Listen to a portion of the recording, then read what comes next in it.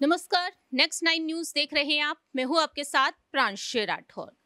लोकसभा चुनाव को ध्यान में रखते हुए बहुजन समाज पार्टी की सुप्रीमो मायावती अलग अलग तरह से 80 की 80 लोकसभा सीटों पर दांव खेलती हुई नजर आ रही हैं।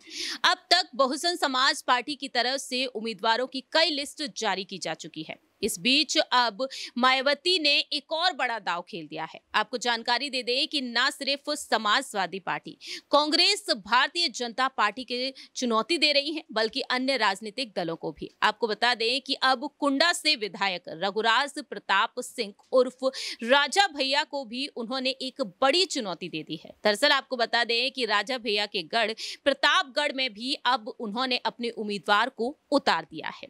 ऐसे में अब यहाँ पर यह देखने वाली बात होगी कि आखिरकार मायावती क्या यहाँ पर दांव चलने में कामयाब हो पाएंगी या फिर नहीं। फिलहाल देखा जाए तो लोकसभा चुनाव के प्रचार के बीच राजा भैया पूरी तरीके से चुप्पी साधे हुए हैं, लेकिन इस बीच मायावती का उनके गढ़ में अपने प्रत्याशी को भेज देना, आखिरकार राजा भैया कितना बड़ा दांव खेलते हुए नजर आएंगे। जी हाँ, जानकारी के लिए आपको बता दें कि राजा भैया के गढ़ प्रतापगढ़ में मायावती ने जो दांव चला है, बीएसपी ने यहां से प्रथमेश मिश्रा को टिकट दिया है। इनके पिता जो हैं कौशाम्बी बीजेपी प्रभारी हैं और इनके अलावा इनके माता पिता दोनों ही लोग राजा भैया के खिलाफ चुनाव लड़ चुके हैं। ऐसे में अब मायावती ने प्रथमेश मिश्रा को उम्मीदवार बना दिया है। आपको जानकारी दे दें कि वह सुप्रीम कोर्ट में वकालत करते हैं और इनके पिता शिव प्रकाश मिश्र सेनानी बीजेपी के नेता हैं और कौशाम्बी लोकसभा के प्रभारी भी हैं।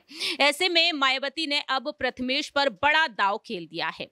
देखने वाली बात यह होगी कि आखिरकार मायावती ने जिस तरह से प्रथमेश पर बड़ा दांव लगाया है, क्या वह यहां से जीत हासिल कर पाएंगे या नहीं।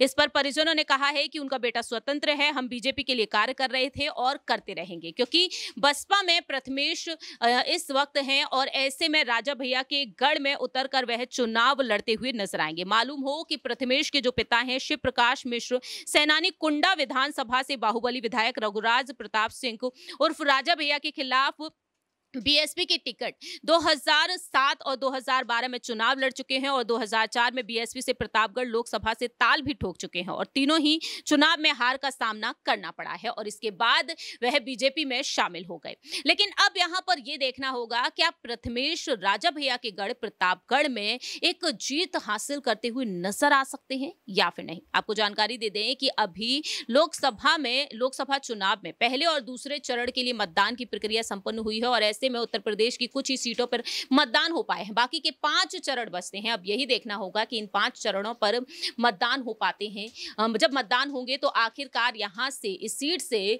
चुनाव में जीत किस पार्टी की होगी। फिलहाल इस खास रिपोर्ट में इतना ही। बाकी की तमाम अपडेट्स के लिए देखते रहिए नेक्स्ट 9 न्यूज।